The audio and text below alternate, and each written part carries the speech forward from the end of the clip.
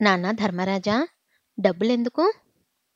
అది అమ్మా, bike police స్టేషన్‌లో ఉందే. మీ ఆయనకు తెలిస్తే ఇల్లు పీకి పందిరి వేస్తాడు. ఒరేయ్! పోలీస్ స్టేషన్‌లో ఉండటమేంటిరా? అంటే నేను నీ కళ్ళకు అంత మెతకగా కనబడుతున్నానా? అసలు ఏమైందిరా? అమ్మా, ప్రశ్నలు ఆపవే. నీకు దండం పెడతా. కాలు మొక్కుతా. ఇంటికొచ్చాక అన్నీ పూసగుచ్చినట్టు వివరంగా చెప్తా కానీ నాకు డబ్బులివ్వే. సరేలేరా, నీ మీద నాకు నమ్మకముంది. నువ్వు ఏ తప్పు చెయ్యవని. అందుకే ఇస్తున్నా. మా మంచి అమ్మ, నేను సాయంత్రంలోగా వచ్చేస్తా అని రాత్రి తీసుకొచ్చిన వేరే బండి మీద బయలుదేరాడు మన ధర్మ. దారిలో ఉండగానే ఫోన్ మోగుతుంది. సరే అని బండి పక్కన ఆపి ఎవరా అని తీసి చూశాడు. ఇంకెవరు? మన హీరోయిన్ పూర్ణిమ. ఫోన్ ఎత్తి, హా, ఏంటే? ఏంటి బావా, ఇక్కడ నీకోసం ఓ పిచ్చిది ఎదురు చూస్తుందని గుర్తుందా లేదా తమరికి? అమ్మో, నేను హాస్పిటల్లో ఉండి ఇది వచ్చిన సంగతే మర్చిపోయాను. ఇప్పుడు ఏదో ఒకటి చెప్పి తప్పించుకోవాలి. ఎలా? హలో, ఏంటి బావా, సైలెంట్‌గా ఉన్నావు? మాట్లాడడం కూడా ఇష్టం లేదా? అంతేలే బావా. సరే బావా, అంత బలవంతంగా నాతో ఏం మాట్లాడకు. ఉంటా అండి. అలా అంటుంది కానీ మనసులో మాత్రం, అమ్మో, వీడితో మాట్లాడకుండా ఒక్కరోజు కూడా గడవదు. అది వీడికి ఎప్పుడు అర్థమవుతుందో ఏంటో. ఏయ్! ఏంటే ఓవర్‌గా మాట్లాడుతున్నావు? పిచ్చి పిచ్చిగా మాట్లాడితే చంపేస్తా. ఆ! చంపుతావు చంపుతావు. చంపి మా అయ్య చేతిలో బతుకుదామనే? హా! ఏంటే?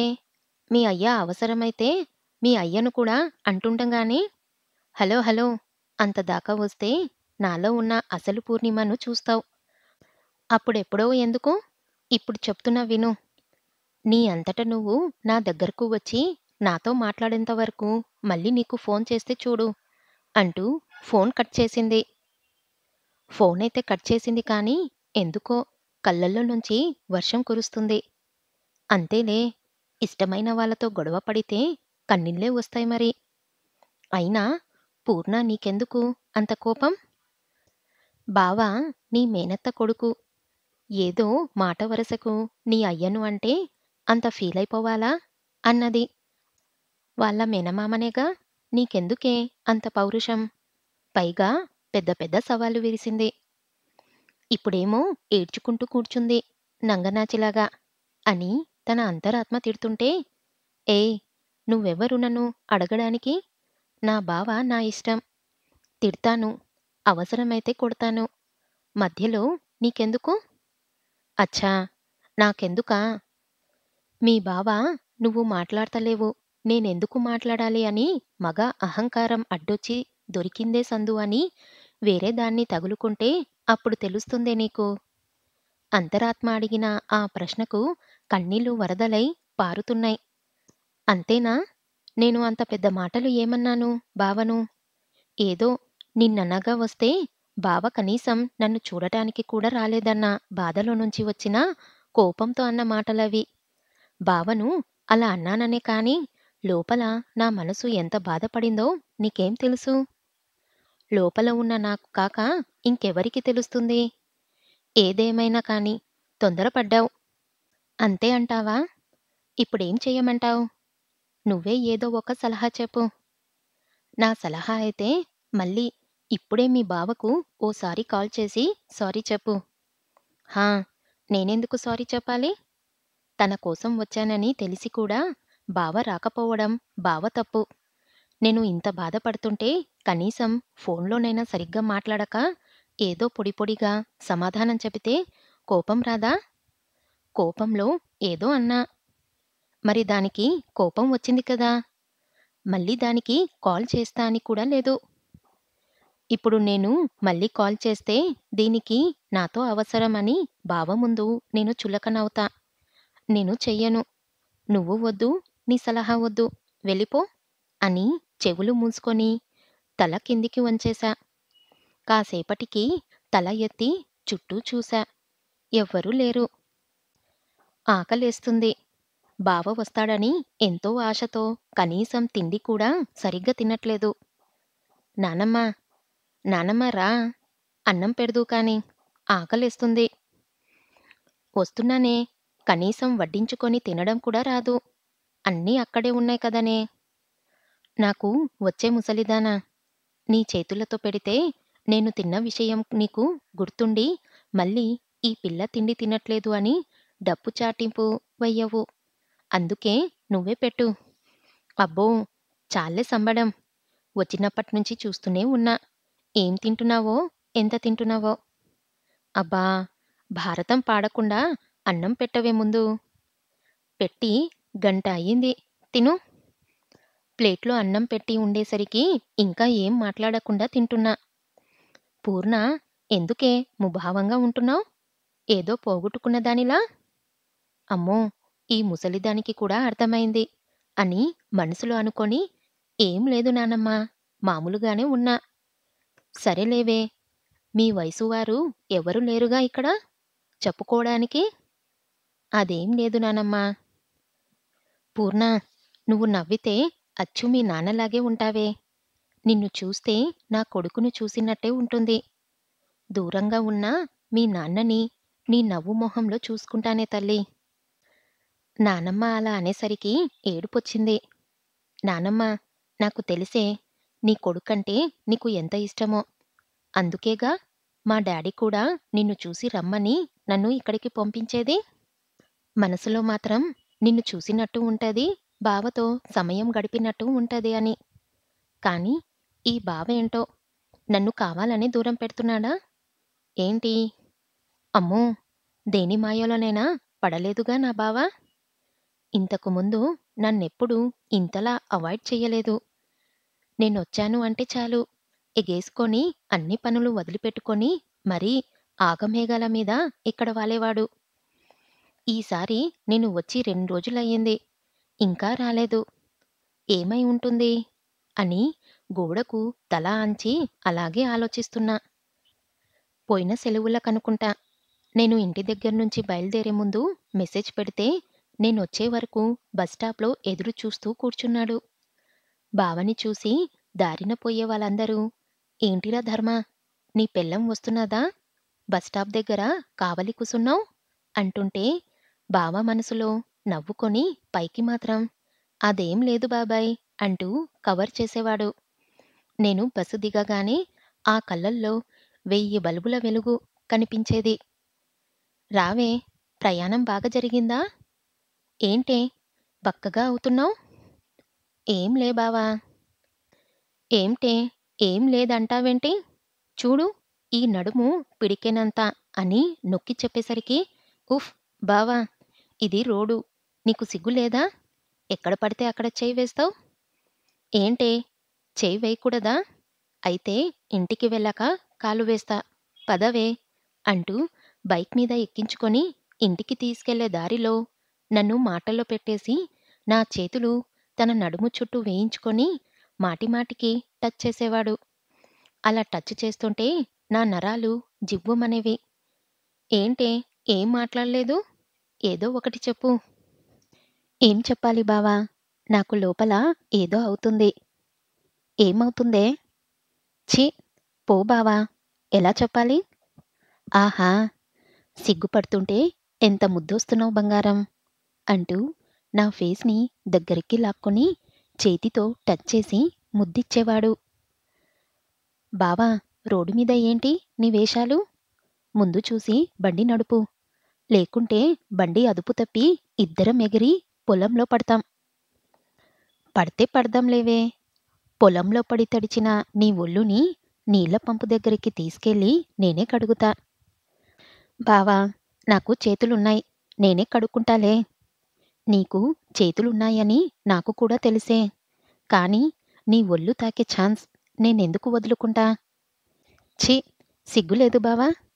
మరీ ఇలా తయారవుతున్నావ్? నాకెందుకే సిగ్గు? ఎప్పటికైనా నిన్ను తాకే చెయ్యి నాదే కావాలి.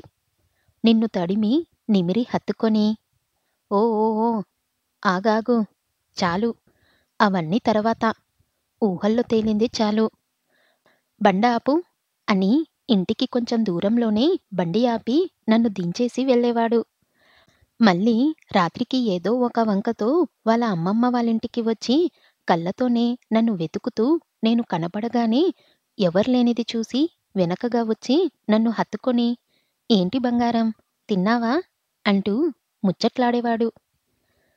బావ అలా నా చుట్టూ తిరుగుతూ ఉంటే బావని త్వరగా పెళ్లి చేసుకోవాలనే కోరిక ఇంకా బలపడింది. ఇంకోసారి మళ్ళీ ఎందుకో వచ్చినప్పుడు కూడా ఇలాగే నేనొస్తే చాలు నా కోసం ఏదో ఒక వంకతో ఇటు వచ్చేవాడు. ఓ రోజు అలాగే నానమ్మ వాళ్ళింటికి వచ్చినా నేను గుడికి వెళ్దామని లంగా ఓణి వేసుకొని రెడీ అయ్యా. గుడి చాలా దూరం. ఎలా వెళ్ళాలి అని ఆలోచిస్తుంటే అప్పుడే వచ్చిన బావతో నన్ను గుడి దగ్గర దింపమని నానమ్మ చెప్పేసరికి సరే అన్నాడు. లంగా ఓణిలో ఫస్ట్ టైం బావ నన్ను చూడటం. నేను అలా నడిచి వస్తుంటే కళ్ళార్పకుండా చూస్తుంటే ఏంటి అని కళ్ళతో సైగ చేసి అడిగా. సూపర్ అని వేళ్లతో చూపించాడు. థ్యాంక్ యూ అని నేను లిప్ మూమెంటుతో చెప్పా. బండి మీద ఎక్కించుకొని గుడికి తీసుకెళ్లే దారిలో ఒక దగ్గర బండి ఆపాడు. చుట్టూ చూస్తే ఎవ్వరూ లేరు. ఏంటి ఇక్కడ ఆపాడు అనుకున్నా. బండి దిగు అన్నాడు. ఎందుకో అనుకొని నేను దిగా. ఒక్కసారి ప్లీజ్ అలా పక్కకి రావా అని పక్కనే ఉన్న ఏదో గుడిసె చూయించాడు. ఏంటి బావా అమ్మో నేను రాను. అబ్బా నేను నిన్ను ఏం చెయ్యనే నీకు దండం పెడతా ఒక్కసారి రావే. వద్దు బావా వద్దు నేను ఏం చెయ్యనే ప్లీజ్ నా బాధ అర్థం చేసుకో కావాలంటే నీ కాలు మొక్కుతా. ఛీ ఏంటి బావా ఇది కానీ నాకు చాలా భయంగా ఉంది. బంగారం ఒట్టేసి చెబుతున్నా ఏ తప్పు పని చెయ్యను. నాకు బావ కంటే ఎక్కువ ఏది కాదు. కానీ తొందరపడితే అమ్మా నాన్నల పరువు తీసిందానవుతా అని చాలా జాగ్రత్తగా ఉంటా. బావ మీద ఉన్న నమ్మకంతో సరే పద బావా అన్నాను. లోపల గుండె మాత్రం రైలుల్లా పరిగెడుతుంది. పక్కకి తీసుకెళ్లిన బావ నా కళ్ళ కాటుక తన చేతివేలుతో అద్ది తీసి నా కాళ్ళు చేతిలోకి తీసుకొని దిష్టి చుక్క పెట్టి ఇంత అందంగా రెడీ అయ్యావు. ఇది పెట్టుకోవడం ఎలా మర్చిపోయావే అన్నాడు. మరీ పొగడకు బావా నీ మరదల్ అంత పెద్ద అందగత్తేం కాదు. నీకేం తెలిసే నీ అందం నోరు మూసుకో. కానీ బుజ్జి బుజ్జి హా ఏంటి బావా మరేమో బుజ్జీ ఏంటి బావా చెప్పు. నిన్ను ఇలా లంగవోణిలో చూస్తుంటే ఒకటి అడగాలని ఉందే. ఏంటి బావా అడుగు. మరి నువ్వు కాదనకూడదు. నా వల్ల అయ్యేదైతే ఓకే బావా నీకంటే ఎక్కువ నాకేదీ లేదు. నా బంగారమే నువ్వు అంటూ బుజ్జులు నిన్ను ఇలా చూస్తుంటే తట్టుకోవడం చాలా కష్టంగా ఉందే.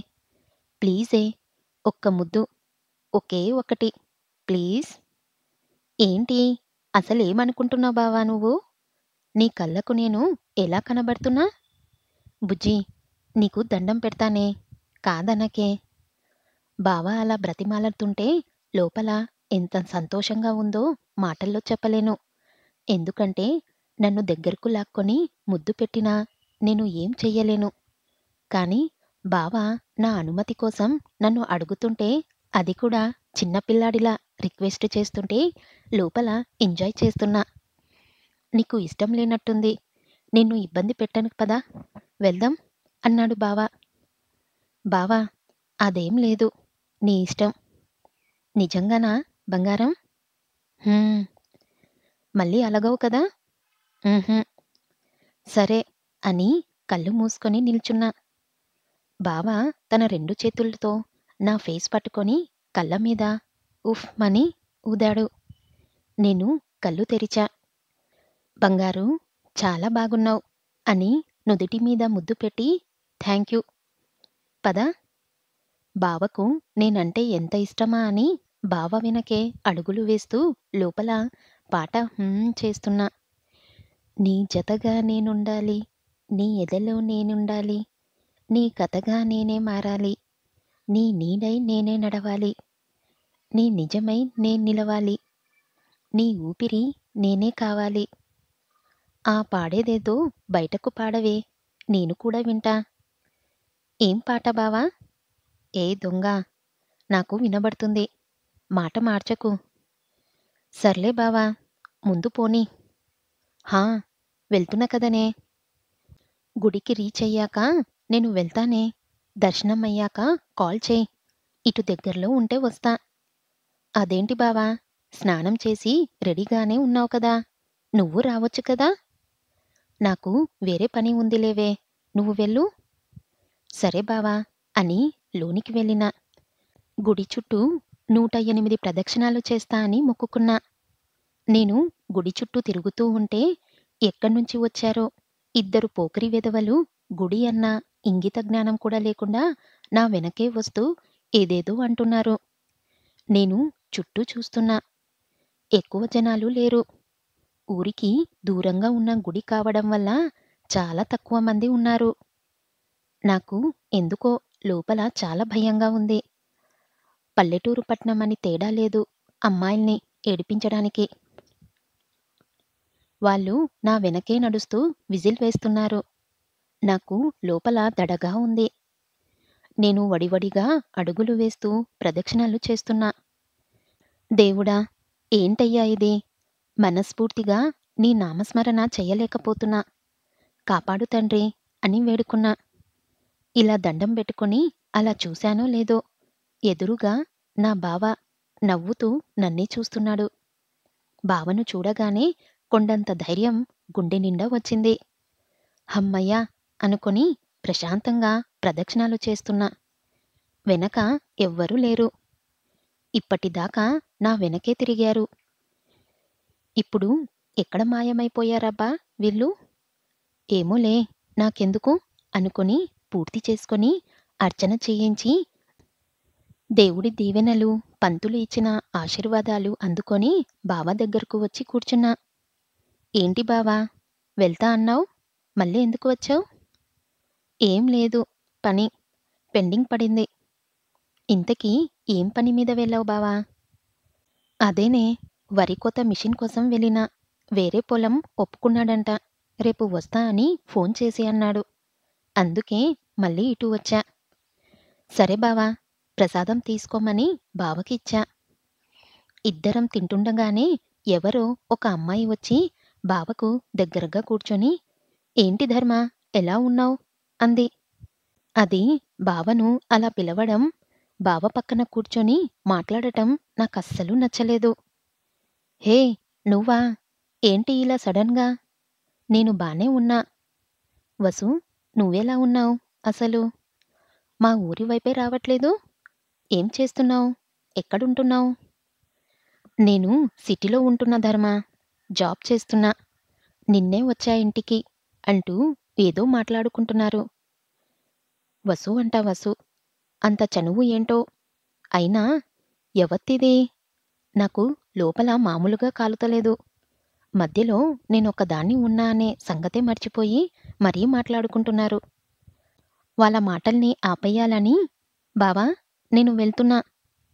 అదేంటే, ఆగు, ఒక్క నిమిషం. లేదు బావా, నీకు టైం పట్టేట్టు ఉంది. నేను వెళ్తాలే. ఏహే, ఆగవే. దీని మొహం చూస్తే ఫ్రస్ట్రేషన్‌తో లోపల పేగులు కాలిపోయేటట్లున్నాయి అని మనసులో అనుకొని, వసు, ఇది నా మరదల్ పూర్ణిమ. హైదరాబాద్‌లో ఉంటుంది. బుజ్జి, తను వసుంధర, నా క్లాస్‌మేట్. ఇంకా అనగానే ఇంకేం చెబుతాడో అని ఊపిరి బిగబట్టుకొని ఎదురుచూస్తున్నా. ఇంతలో వసుంధర కలగజేసుకొని, ధర్మ, నీ మరదలంటే నాకు వదిన అవుతుంది కదా. నీకింత అందమైన మరదలుందని ఒక్కసారి కూడా చెప్పలేదు. వదినా అనే మాట వినగానే పోయిన నా ప్రాణం లేచి వచ్చింది. హాయ్ అంటూ సైడ్ హగ్ ఇచ్చేశా. ఓహో, అయితే మిమ్మల్ని నేను డిస్టర్బ్ చేశానా ఏంటి? అదేం లేదు వసు అని ధర్మ, పూర్ణిమ ఒకేసారి అని ఇద్దరూ ఒకరి మొహాలు ఒకరు చూసుకున్నారు. అర్థమైంది. సరే ధర్మ, నేను వెళ్ళొస్తా. ఇంట్లో వాళ్ళు ఎదురు చూస్తూ ఉంటారు అని బాయ్ వదిన అంది. ఏదైతే ఏంటి గాని వసు నన్ను వదిన అని పిలుస్తుంటే పిచ్చ సంతోషంగా అనిపించింది. ఏంటే కడుపు మంట చల్లారిందా? హా బావా అని దొరికిపోయేసరికి నాలుక రుచ్చుకున్నాను.